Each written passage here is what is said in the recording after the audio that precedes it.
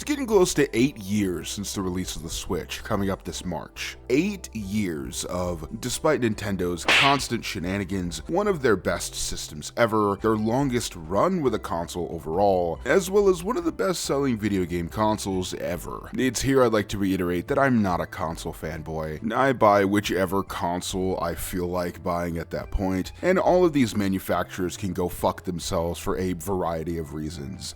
Take your pick. But I do like games, and I do like the Switch as a platform, but it's become a lot more common to see people just sort of dogging on the Switch. I've come across this mainly with the release of Sonic Shadow Generations, but honestly go to any Digital Foundry comment section or online forum to see people completely ripping this console to shreds. With many people clamoring for the upcoming Switch 2, which will apparently fix all of the performance issues with the original Switch, as if any of Nintendo's consoles for the past 30 years have been technologically up to date. It doesn't help that the Switch's performance is often compared to the PS5 or the Series S and X, which is fine. Look, I watch a shit ton of Digital Foundry. That's always on in my apartment, man. Graphics comparisons and changes from system to system are fun to see and talk about as enthusiasts, as long as we're all aware that one of these can be played on a train. And I can already hear people saying, what about the Steam Deck? That's a handheld. And it is. A comparison between those is fair.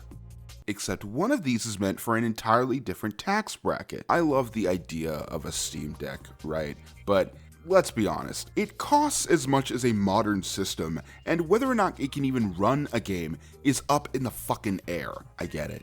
All of you love dropping $500 on a mini PC, but let's call it like it is. This is an enthusiast product for people who already have a gaming PC as their primary platform. A very different market. Granted, as much as I am technically defending the Switch, it isn't perfect. Like I said, Nintendo sucks. Take your pick as to why. I honestly rarely buy games for my Switch these days. I haven't bought a Nintendo exclusive in years, mainly because I haven't really played the ones that I already own, and I've barely even used the system in the past year or so, but that's all circumstantial to my use case. I run a YouTube channel where I mainly talk about older games, and had an entire chunk of this year where I didn't talk about games at all. I, as a content creator, strive to have the best looking videos that my PC can handle without exploding, meaning 1080p gameplay at 60 frames per second whenever possible, and you just don't really get that on the Switch. But I don't need to tell you that that's not really what makes games fun. And I'd argue that a lot of people are starting to agree with that mindset in general. It's interesting to see more and more arguments clamoring for gaming to stop focusing on graphics or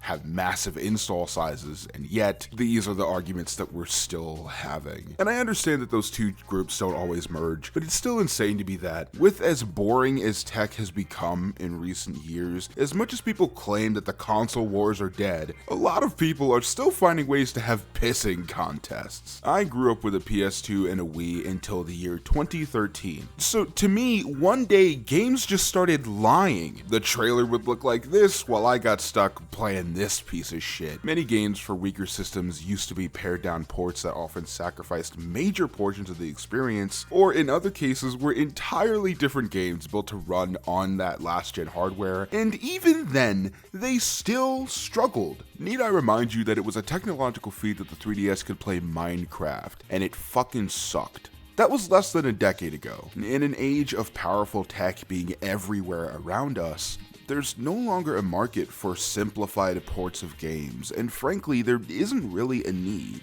The Nintendo Switch, as old and as weak as the hardware is still able to pump out good games. Sure, there's the Mortal Kombat 1s of the world that were simply ported to take advantage of the large user base, but I don't think it's ridiculous to say that many games run better than they should, especially when you actually look at the specification of the console. Holy shit, I made a pretty similar video to this a few years back about the PlayStation 4, back when there were complaints about cross-gen exclusive games for some reason, and I of course said that it was a good thing. And look at us now, a whole 4 years later, and there's still tons of good last-gen releases. Jedi Survivor just got ported to PS5 and Xbox One a few months ago, and it's fucking good, man. Yet, this is somehow taking away from other projects Oh, brother, this guy stinks. I really do think that all of this comes back to this weird console war bullshit people still have in their brains, like they're still playing a fucking Sega Genesis. As funny as some of the jokes can be about new consoles having no games, contrary to belief,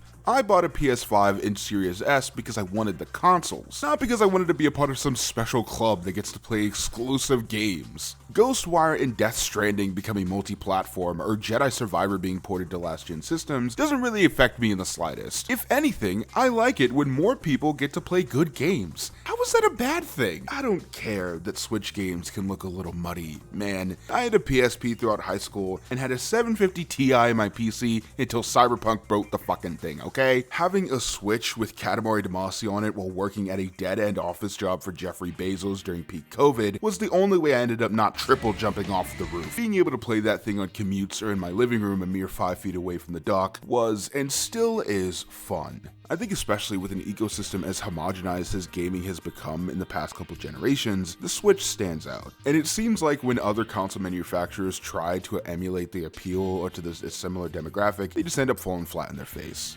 God, the PlayStation Portal sucks. The Switch doesn't appeal to everyone, mainly those who value graphics. And that's fine. Nothing should be for everyone. Xbox's all-digital gaming plan can go drive itself off of a cliff, but I love my little Series S. That thing is adorable. My most wanted console is not a PlayStation 5 Pro, it's a Logitech G Cloud, because I like the color scheme and I want to use it to play Shadow the Hedgehog. I like it when everybody gets to play the same game, even if it looks a little shittier on one console. And I like it when tech is unique or appeals to a demographic that often gets ignored. It's okay to enjoy games regardless of how they look when compared to others. Or, simply put, the Switch is much like Little Caesars. It's great when you don't have a bitch in your ear telling you that it sucks. Don't forget to share this video to your Animal Crossing island.